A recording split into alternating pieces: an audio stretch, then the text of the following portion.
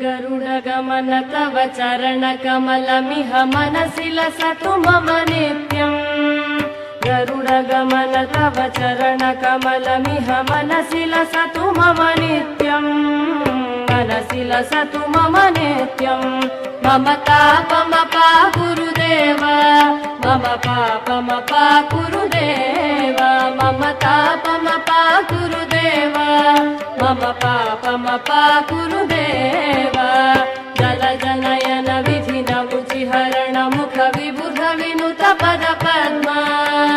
जलजनयन विधिन मुचिहरण मुख विबुध विनुत पद पद्मा विबुध विनुत पद पद्मा मम तापमपा गुरुदेव मम पापमपा गुरुदेव मम तापमपा गुरुदेव